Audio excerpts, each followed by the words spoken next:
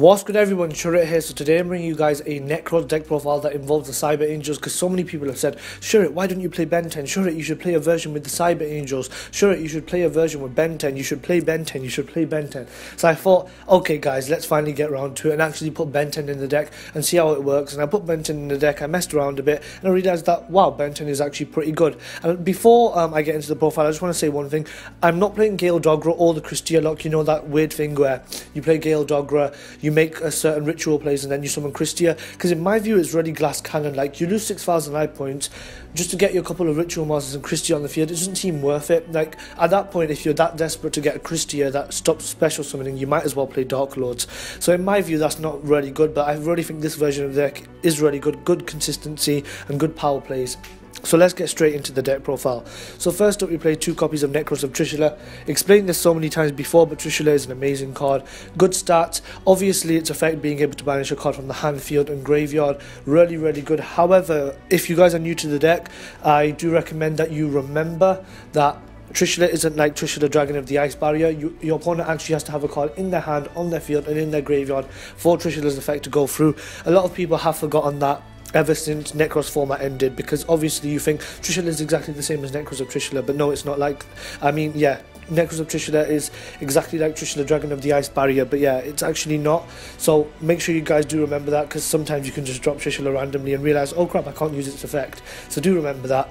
Next up, we play 3 copies of Nekroz of VALKYRUS. The deck kind of revolves around this card a lot, because with the BENTEN, what you want to be doing is you want to be tributing BENTEN of Valk. I do play more of the mini non-ritual Nekroz monsters now, because obviously this deck is kind of focused around tributing and plussing rather than just dropping Trish. So that's what kind of makes this deck really good. I wouldn't say it's better than the normal version. I kind of equaled them out, because obviously sometimes this deck can have less power plays, the other deck can have more power plays, because we played the decisive armor in that and it's not really that good. Let's play the decisive armor in this for consistency reasons.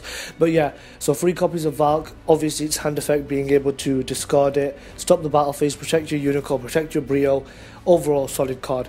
Next up, 1 copy of Nekroz of Brionac. Brionac is even better in this deck than it is in the pure Nekroz version, because what you want to do is you want to discard Brio, add a CLAUSOLAS to your hand, discard the CLAUSOLAS to get a cycle, and then what you'll do is you'll activate cycle, tribute BENTEN from your hand, and then you can bring back Brio from the graveyard. And then BENTEN's going to get you a search for a Manju, a Senju, or another copy of BENTEN, because it doesn't specify on what you can actually add. You can add another copy of BENTEN if you want. So I really like that this deck can summon Brio, because a lot of the time Brio is just kind of like a stepping stone to Trish, but here what you can do is you're able to summon the Brio as well. And Brio does have a really good effect where he can shuffle back 2 extra deck monsters back into the to the deck. So I really do think that's amazing. It's an amazing card, and that the fact that we can summon it now more than we could in the original version of Nekroz, the pure version, is really cool, and I do enjoy that. And then next up, the card that everybody wanted me to play, and that's 3 copies of Cyber Angel BENTEN. BENTEN, obviously you can ritual summon it with Machine Angel Ritual. We're not really playing that though. BENTEN's more tribute fodder. And then if she's tributed, you can add 1 light fairy monster from your deck to your hand. So obviously Manju's a light fairy, Senju's a light fairy, BENTEN's a light fairy, so you have 3 options there. It's really cool to be able to tribute BENTEN, get a Manju, normal summon it, and get another ritual monster. It just allows you to gain that advantage rather than maybe just doing your power play with no advantage. So BENTEN, solid card, level 6. That's why you can use the cycle to tribute it to summon your Brio. Next up, obviously the card that everybody loves is Nekroz of UNICORE. The skill drain on legs, we'll put it like that. A lot of people do call it that. Obviously all the time you're going to be using Nekroz Kaleidoscope to summon it, and then get your search off Herald of the Arclight. Overall that's a solid play. Obviously you're protected with the Valk. UNICORE, there's not really much more explaining you can do on it. Everybody knows why UNICORE is good in Nekroz, and everybody knows why it's limited, because seriously, if UNICORE was back at 3, even with me banned and with Brio limited, Nekroz would really have a good chance at contending in the meta right now. And then next up, we play 3 copies of Nekroz of CLAUSOLAS. This is just your searcher for the spells to maintain your consistency, obviously, and then you want to tribute it or banish it from the graveyard to summon your TRISHULA. And then next up, for the mini Nekroz monsters, the non-rituals, we play 1 copy of Dance Princess. Obviously, Dance Princess, if she's on the field, your opponent can't chain anything to your ritual spells. which is overall really good. Good protection, doesn't allow your opponent to like maybe chain the cards that could negate the spell cards like Cyber Dragon Infinity for example, so solid card. And then once he's tributed, you can add a banished Nekroz monster back to your hand. That's really good if you have like a banished Brio, tribute Dance Princess or Valk, and get that Brio back to search more cards and do more plays. Next up we play one copy of Great Sorcerer of the Nekroz. Great Sorcerer of the Nekroz, when he's banished, you can send a Nekroz monster from your deck to the graveyard. So if you need a level 3 in the graveyard to summon Trishula, obviously you'll dump that CLAUSOLAS in the graveyard, then use your mirror to summon your Trishula. And then obviously his other effect, when he's tributed, you can search a spellcaster Nekroz monster. So Valk, you're tributing him off Valk, you can grab a UNICORE, you can grab another Valk for protection. And then next up, the card that I never have used in my Nekroz profiles before, but a lot of people have asked for this to be in one of them, so Ariel, Priestess of the Nekroz. She's a decent card. Once per turn you can reveal any number of Nekroz cards in your hand and increase or reduce this card's level by that number. So obviously you can mess around with its levels to be able to summon maybe your UNICORE easier by revealing 2, by not UNICORE easily, like your CLAUSOLAS easily or something else more easier, because a lot of the time it's kind of hard to mess around with the levels because Nekroz are a bit specific on their requirements. So that is overall good. And then when she's tributed, you can add a non-ritual Nekroz monster. Obviously not as good as myself, not as good as Shurit, where you can add a warrior Nekroz ritual monster, so Brio or Trishula or Kalos. But yeah, we'll have to make do with Ariel until I come back. So you can get your Great Sorcerer or your Dance Princess for more fodder to tribute off with Valk. So that's why I'm saying Valk is a really important card in the deck, because you want to get the Valk on the field. Sometimes in pure Nekroz, it doesn't really matter if you have the Valk on the field or not, but in this deck, it's really cool to have the Valk on the field because you do have more plays that can plus you. And then next up, the mandatory card, the cards that you have to play if it's Nekroz, 3 copies of Manju. Manju being able to search your monsters and your spells, and then 3 copies of Senju. As I said, I'm not playing Gale Dogra because I never liked the card, seriously. Just having to pay the 6,000 life points I don't like, and yeah, I get it in decks like Herald where you've won the minute you've done your turn, where you've got so many monsters on the field, you're going to win anyways. However, in Nekroz, it's not a kind of deck where you take them out in one turn. It's kind of a slower process. So I really don't like Gale Dogra in Nekroz. If you guys want to play it, then play it. That's fine, but I really don't like it. And then next up, only the 2 copies of GISHKI Shadow. In the pure version, I played 3 because we had the Decisive Armor and Gunge. We don't have that in this. So, and because we have the BENTEN for more fodder, I thought I don't need that much tribute fodder, so I did cut one of them. GISHKI Shadow, still an okay card, not as good as Shurit, but it does count as the full tribute, so I'll have to make do with that for now. And then next up, the only hand trap I play is 3 copies of Ash. I played the Ash because obviously, even though Mega Capital G made that video yesterday saying the hand trap era is officially over, no it's not. You still do need the hand traps because there's so many searchers. Pot of Desires is still a thing. The format may be a bit slower now with the maybe Tricksters and stuff, but then Candynar does search, so you can negate that with Ash. And then that's it for the monsters. Let's go into the spells. So 1 copy of Regeki. Regeki, just easy out to any annoying monsters. Pretty self-explanatory. I'm not going to stand here speaking 5 minutes about Regeki. And then here we go, 3 copies of Preparation of Rites. Well done, Konami. You've done something good. All you have to do is bring back Shurit now, and well, you've done good. Half of the job's done. You've got the other half to do on the next list. Let's see what you do. But 3 copies of Prep, amazing card. You can even add your BENTEN now. That's another option you can get off of it. But it makes the deck so much more consistent. It went from 1 to 2 to 3. So the deck is so much more fun to play, and I really do recommend that you guys play it. Then next up, 2 copies of Nekroz Mirror. Obviously, this is the card that you banish your Nekroz monsters from the graveyard to summon your Nekroz monsters. So it's another like added thing to the ritual spell, really fun. And then obviously it has the effect where banish it from the graveyard with a Nekroz monster to search a ritual spell from your deck. All these spells have that effect to be able to search another card back out of the deck.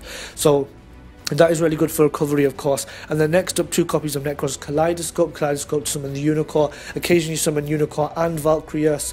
Overall solid cards. Sometimes if you want, you can summon UNICORE and Kalos, but that barely happens. Most of the time you're going to use Kaleidoscope to just summon your UNICORE. And then next up, 2 copies of Cycle. Cycle's even better in this deck, obviously, because you have the GISHKI Shadow. You can summon Trishula back from the graveyard. You can summon Valk back from the graveyard. You can obviously do the play that I was talking about. Tribute BENTEN, summon Brio back, which is overall amazing think that's why I really like BENTEN in the deck. I can't really decide which version is better, the pure version or this version, because both have their ups and downs, but yeah, I'd say they're pretty equal in my view because I enjoy playing both versions. And then for the traps, you saw this in my other deck profile, that is 3 copies of Evenly Matched. Evenly Matched is such a cool tech in this deck because what you can do is, if you activate Evenly Matched, I've said this before, but once again, if you activate Evenly Matched, banish all your opponent's cards, they still get to keep 1 card on their field because Evenly Matched counts as a card when you activate it. So to make it even, your opponent can keep 1 card, obviously, so that means that when you summon TRISHULA, your opponent still has that 1 card that you can banish. So Evenly Matched works hand in hand with TRISHULA, so I really think that's really good. And I don't recommend playing any other traps. Evenly Matched isn't really much of a trap. I don't view it as a trap. It's more of a hand trap than a trap. That's why I do play it. But when it comes to Nekroz, you don't really want to be putting the Solemn Brigade in, let's put it like that, unless you really have to, if you're maybe siding it or something. So that's it for the main deck. Let's get into the extra deck. So 1 copy of Shooting Quasar Dragon, that's if you want to summon your Valk and your UNICORE. Then we have 1 copy of Clearing Synchro Dragon. Clearing Synchro Dragon, obviously you can tune the level 4s with the Ash, you can tune UNICORE and Ash if you have a certain position where you want to summon the Clearing Synchro Dragon. And then 2 copies of Herald of the Arclight. Herald of the Arclight, I played 2 copies because, as I said before, if UNICORE's in the graveyard and you activate Cycle to tribute Dance Princess to summon UNICORE, to summon UNICORE, or if you activate Cycle, Tribute Dance Princess, summon something else and get UNICORE back from the banish pile, then you want to have that Herald of the Arclight stuck in your extra deck so you can activate Kaleidoscope again. So there is opportunities in the deck to summon UNICORE twice off Kaleidoscope because obviously you can recover it back to your hand, so that's why I played the 2 Arclight. Then next up we play 1 copy of Utopia the Lightning, obviously to be able to out them problematic monsters. Then the middle one, Utopia Prime, and of course next up Utopia. Never summon Utopia by itself, it doesn't really do anything. And then next up Dark Rebellion Xyz Dragon, once again to be able to help push for game. And then Tornado Dragon for removal. And then number 41 Baguska, this is just a card that you can summon turn 1 if you want to kind of zone out your opponent from special summoning if you know what they're playing. Then next up we play 1 copy of Castel, the Sky Blaster Musketeer. Castel's obviously a really good card. I do it really helps a lot. It's the card I go into the most, just being able to shuffle back cards back into your opponent's deck. The best way of removing cards is obviously to shuffle them back into the deck. Then next up 1 copy of number 101 Silent Honor Arc. I put this in because there was room in the extra deck. There's not really much to say about that. Obviously not many people play 101, but 101's a cool card. It's a water as well, works with the kind of Nekroz theme of the deck. But yeah, sometimes you actually might want to summon 101 over cards like Dark Rebellion, Utopia the Lightning, so sometimes I have used it, not that much. Next up 1 copy of Diamond Direwolf. Diamond Direwolf, obviously if you want to destroy it, and then because it takes up your extra monster zone, so if you want to get rid of the Diamond Direwolf and put something else in there, then it's a better way to do removal than for example Tornado Dragon, because Tornado Dragon sticks in your extra monster zone, and if you want to use it for something else, then of course Diamond Direwolf is the better option because it gets rid of itself. And then next up 1 copy of Abyss Dweller. Abyss Dweller is better in the Nekroz deck because it does gain that extra 500 attack points. If you have UNICORE underneath it, Abyss Dweller goes to 2200, and then it gives all your water monsters 500 extra attack points. So for example that goes to 3400. And to round it all off, we have 1 copy of Cowboy. Cowboy obviously to go for game.